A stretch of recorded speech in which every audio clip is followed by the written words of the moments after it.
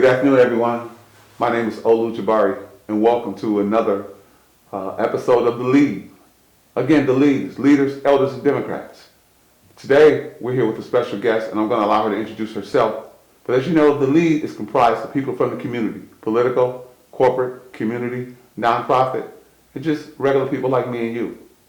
And our thing is we want to put together this program not only for you, but so the panel that we are interviewing today, we select a panel, and this panel begins to interview people who are running for public office in Macomb County. So I'm going to let our guest introduce herself, and we will move forward from there.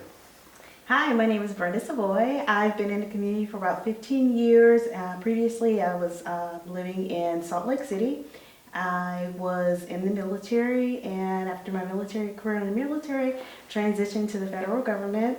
Worked there for a little over 15 years, retired, and now I consider myself a leader in the community. I'm just happy to be here.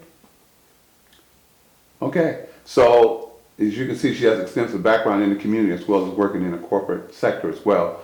And this is about corporate and community as well as business. So again, my name is L.E.A.D, and the LEAD stand for the Leaders, Elders, and Democrats. We have taken our masks off, even though we are following the protocol for spacing.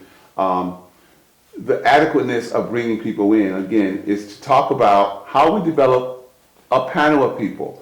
And this panel of people will be comprised of people from the community again.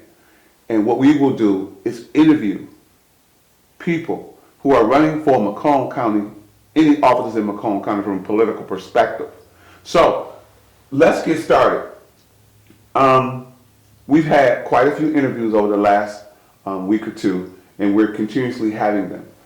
And we're trying to get people from the community who just think common sense.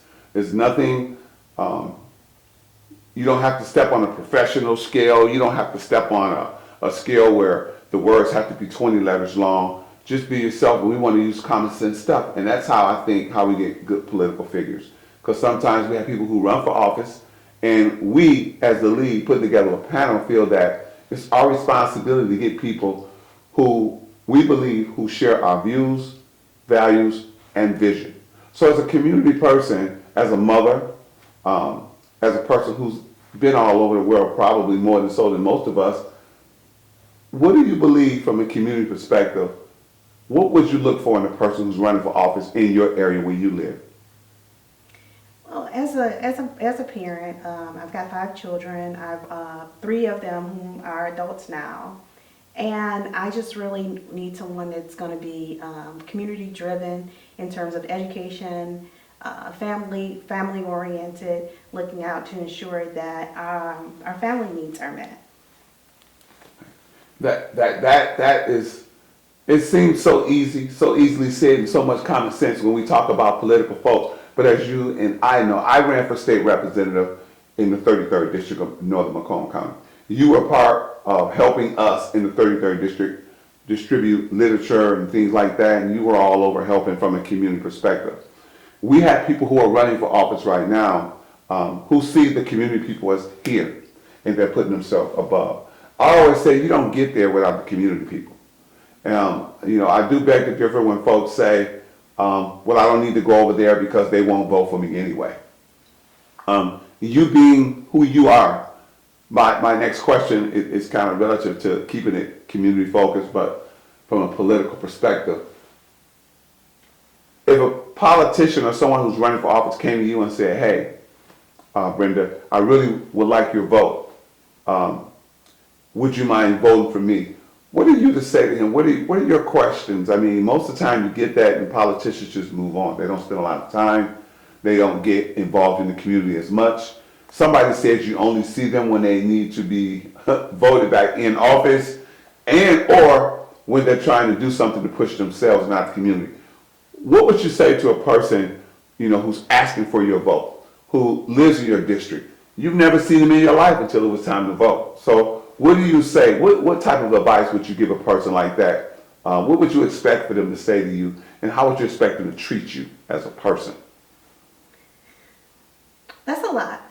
Yeah. But I just want to say that I believe past performance predicts future behavior, and so I would ask them what have they done thus far to help the community to rectify some of the disparities in economic stratification? What have they done in the past that can show me what their plans are going, their actions are going to be in the future? I think that a lot of time when you're in the political field, there's a lot to be said, what they're going to do.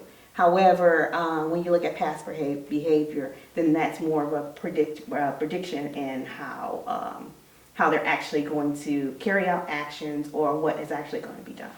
And that's excellent. Now let's talk about that action part. I always say when it comes to action, my acronym for action is agencies committed to improving our nations or neighborhoods. Most folks don't understand that. Everything takes action. You have children. So oftentimes our children have a lot to say, but are not allowed to say it because, as somebody said, let children stay in their place. And my thing again is this. We've seen what happened when we tell children to stay in their place. They take it to the streets.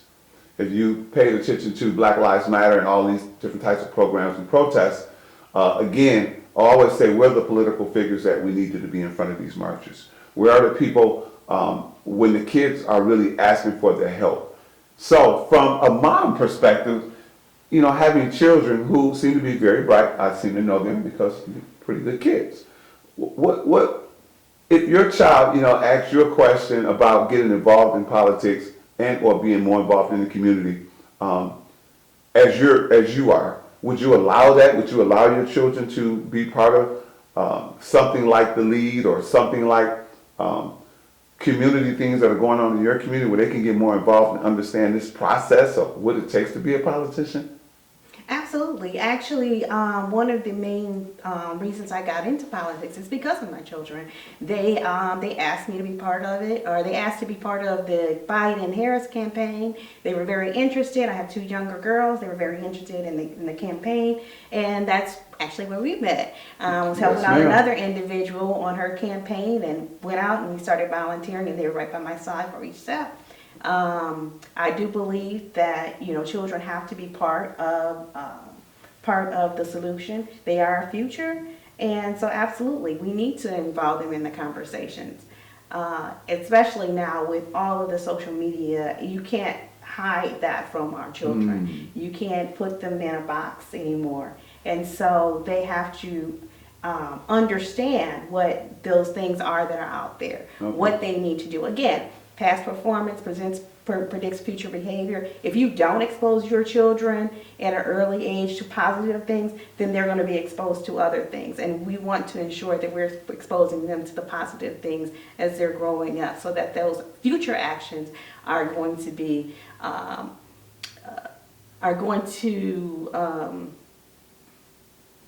those future actions are going to be, they're going to be in a aim towards where the trajectory needs them to aim to. Yeah, positive. One of the positives begets positive. Yeah. Yes, absolutely. And when you have children like that, they aim to be positive all the time. I mean, I know it's hard to keep them focused because of so much social stuff is going on in the community. I mean, we got the computers, we got social media, we got television, and then we got just going outside in itself, and I understand exactly where you were going in regards to the positive and keeping things prepared.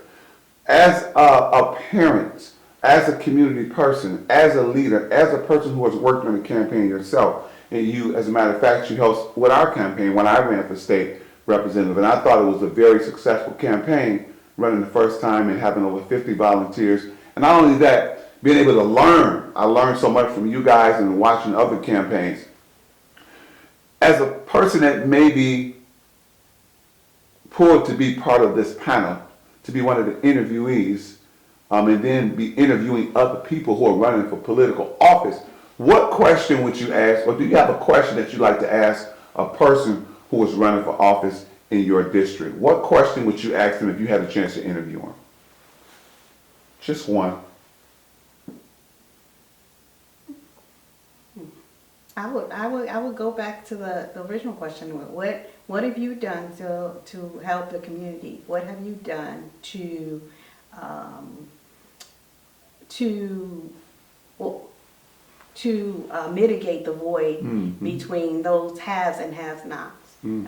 There in my community, there's a large gap in terms of those that have and those that have not. I'm in the 48044 zip code that is etched out due to the gerrymandering, and so that small sector is separated from the others because of the economics of that segment. And so that's what I would want to address here. How are you helping those that those that have, but also those that have not? Yeah, and I think that's a great point. Gerrymandering is very important, and I'm going to say they kind of snuck that in, and and now we're not going to sneak it out. We're going to vote it out, and hopefully the lines will be drawn where it's more fair. It's more fair for folks who are running for political office. It is more fair for community folks as far as zip code goes. So again, the leaders, elders, and Democrats, we want to make a difference in the community. Again, our goal is to interview people with like minds who are community, corporate, business, church, social, children, youth, adults, and seniors to be part of the panel. And then we begin to interview those who are running for political office in Macomb County. So again, we want to thank our guest, Ms. Brenda Savoy. She's been around. She knows what's going on. I think she's an excellent person when it comes to community, when it comes to being a parent, and just being a leader out here, not being afraid to get out and express her feelings. So the lead again, we're out here. We're going to make some things happen. And just stay with us. Stay in tune. Thank you very much.